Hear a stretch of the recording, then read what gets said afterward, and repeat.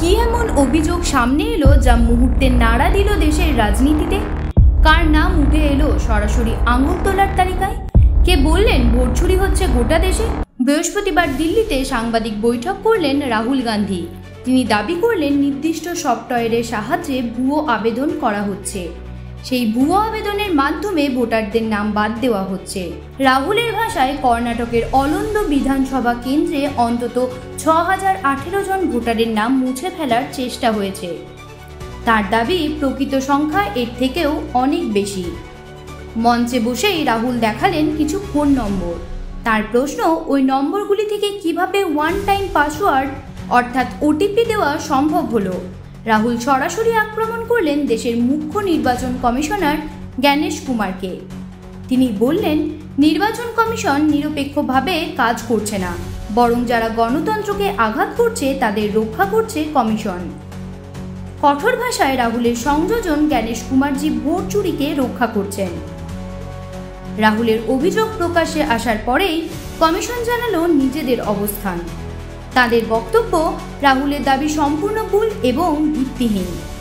কমিশনের স্পষ্ট কথা, অনলাইনে কারোর পক্ষেই ভোটারের নাম বাদ দেওয়া সম্ভব নয়। কোনো নাম বাদ দেওয়ার আগে সংশ্লিষ্ট ব্যক্তির বক্তব্য শোনা হয়। তাই কাউকে না জানিয়ে ভোটার তালিকা থেকে নাম বাদ দেওয়ার প্রশ্নই ওঠে না। তবে কমিশন এটাও মেনে নিয়েছে 2023 সালের বিধানসভা নির্বাচনে অলন্দ কেন্দ্রে ভোটার তালিকা থেকে নাম বাদ দেওয়ার চেষ্টা হয়েছিল। সে সময় কমিশন এফআইআর দায়ের করে তদন্ত শুরু করেছিল।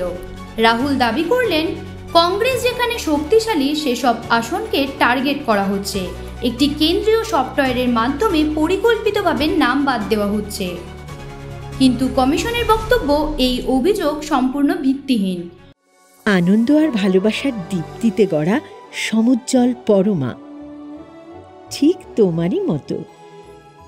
শ্যাম সুন্দর কোম্পানি জুয়েলার্স, আগরতলা, উদয়পুর, ধর্মনগর, কলকাতা।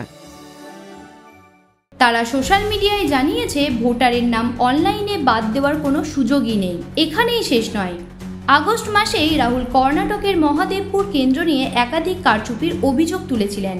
কোথাও ভুয়ো ভোটার, কোথাও একই ঠিকানায় একাধিক ভোটার, এসব নিয়েই শুরু হয়েছিল তার প্রতিবাদ কর্মসূচি। কিন্তু তিনি আরও বড় প্রমাণের কথা বলেছেন, নিজের ভাষায়, যাকে নাম দিয়েছেন হাইড্রোজেন বোমা। আরও গুরুতর তথ্য খুব শীঘ্রই প্রকাশ করবেন তিনি। তাহলে প্রশ্ন উঠছে, সেই প্রমাণ সামনে এলে কি সত্যিই কেঁপে উঠবে দেশের নির্বাচন প্রক্রিয়া? ভোটারদের আস্থা কি টলে যাবে একেবারে ভিত থেকে? এই সব প্রশ্নের উত্তর সময়ই দেবে। জ্যোতি সরকারের report, headlines Kolkata. Ma, there's this new Bengali matrimonial website, BABandhan.in. It's safe, verified, and just for us. Really?